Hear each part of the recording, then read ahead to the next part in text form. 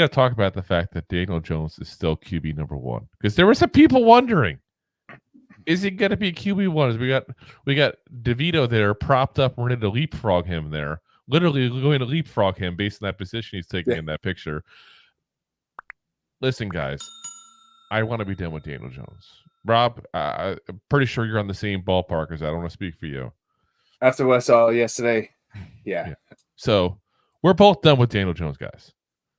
But how bad of a look would it be for the Giants?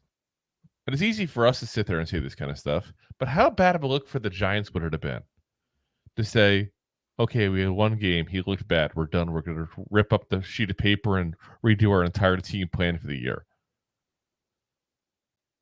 I don't agree with the move. I'm done. Like I said, move on. But I understand to a certain degree why the Giants are going, you know what, we got to give this guy another shot. Especially because Joe Schoen didn't do his job. We have nobody decent behind him. Correct. Oops, did I say that again? I mean, like I said yesterday, like it was a bad, could be like any given Sunday could have been a bad day. You got to give him the opportunity to prove it wasn't a bad day, that he just, or prove that it was a bad day. But it's probably going to be proven that, it wasn't a bad day, because he's also coming back off of, the ACL injury. And what have we said constantly? Yep. Players aren't the same coming back that first year off of ACL. Yep. And what was it, week 6 when he did it, week 8? So it wasn't like it's been that full year like healing yet. And it's also, what team does he play against the best? The Commanders. That's what this is all about, guys. Who are playing next week? Yeah. So I think that they understand that. And they're thinking, okay, and let's be very frank about this part of it as well. And this, I think somebody would take offense when I say this, but I don't care. I'm going to say it anyway. Y'all hate Daniel Jones right now. And nothing's going to turn you guys around from that. But if he has a okay game against the Commanders, you're like, okay, maybe we just ride it out with Daniel Jones for the year. We as fans, because we're so invested into this, get very flippy-floppy and overreact, and positive or negative. Yeah, you know especially in this market. And that's not all the time. It's all the markets, I feel like. I guarantee you right now that if you go to, and if anybody happens to be from Chicago, or if we have a resident Bears fan in here, okay, I guarantee you Chicago radio is flipping out about Caleb Williams right now, too.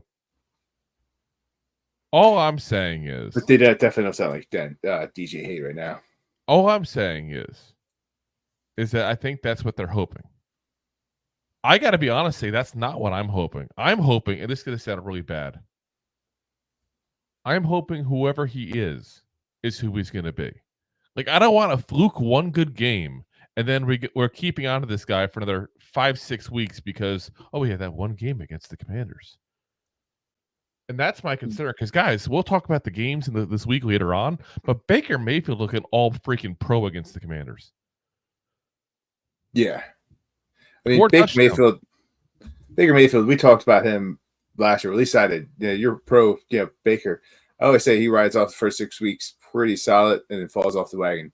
I'm not saying pro Baker. I think Baker is a legit NFL quarterback. I don't think he's a all pro. I don't think he's a great quarterback, but I think he's an average starting quarterback in this league. Yeah, about that. But he looked way above average against the Commanders. And that's my concern, is that if he does really well,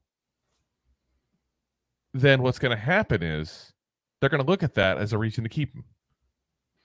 Yeah, but it's really nice too, because week 3 we played the Browns and it's bringing us right back to reality. Oh my God, dude.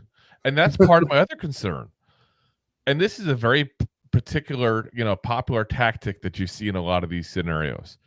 Let's say hypothetically Jones sucks against the Commanders, which, let's be honest, we're probably expecting that at this point. Would you really want to throw somebody into the fire against the Browns for their first start? No. I think we're destined to have a couple weeks of Daniel Jones, because you got him and after the Browns. I think it's the Cowboys. That's about right. I'd have to look, at what we got going on here, but I'm pretty sure that's what the schedule goes. So if we got them after that, yeah, Cowboys right after that. Cowboys, Seahawks, Bengals, Eagles. Like, guys, we're about to hit a little gauntlet here. I mean, granted, the Bengals just lost to the Patriots, but yeah, well, it's week 5 against the Bengals. That's when they start playing a little better. So, yeah, I'm just saying, like, this is supposed to be the easy games, guys. I think what I'm probably hoping for, and again, this is going to sound bad, but this is me trying to think what I think is best for the team long term. What I'm hoping is the Giants win, obviously, on Sunday. I want the Giants to win no matter what. I'm a Giants fan first and foremost. But I want them to win despite Daniel Jones, if that makes sense. Yeah, listen, he doesn't have to. The game, they say, let's hold on to Daniel Jones forever. Like, yeah, listen, he doesn't have to throw great. Like, if he throws for 215 yards, 220 yards, like, it's not a great day, but I mean, that's good for him. Yeah. But that's the problem. I'm tired of that. That's good for him. I'm tired of that.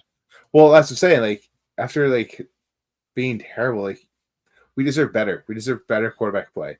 We have the talent.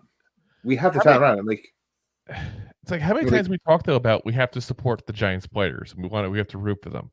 I feel like it's gotten to the point where I almost can't root for DJ. And I root for him as a person. I hope whatever he does the rest of his life is wonderful and he has a great, career after football, whatever. Like, I don't hate him. I really don't. And that's part of the issue with this is he's a nice guy, so I don't hate the guy. But I can't deal with this guy as my quarterback anymore. Yeah, it's just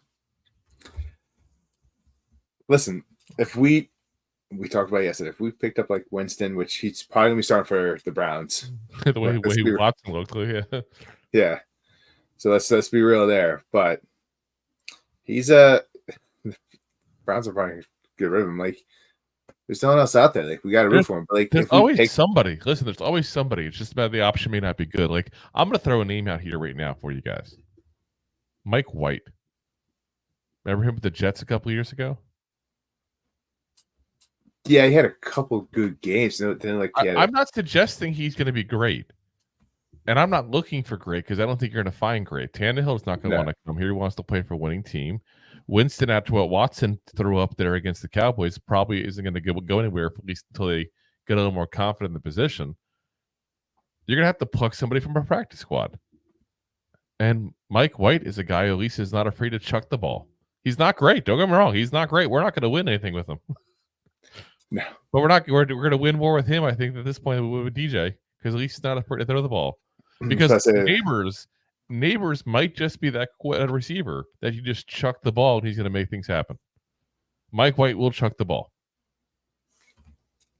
And probably will chuck it right to the neighbors. Yeah. Okay. Like you said, we'll see what's going to happen, guys. We're all hoping for the end to this telenovela that is DJ here as a starting quarterback, but it's not going to be this week. So hold on tight. We got another week to go. Let's see what happens. Deb says Drew Lock is not afraid to fling it downfield either. We'll see. Listen, I'm not a Drew Lock fan. I've said it before plenty of times. I will take Drew Lock over DJ right now. I will take it. Yeah. Let's let him and DeVito fight it out for that starting job. And may the best man win. If you like that clip, then you will love the full episodes too. Find us on your favorite podcast app and look for us on all your favorite social media platforms. Thanks so much. Please, I'm begging you. Please.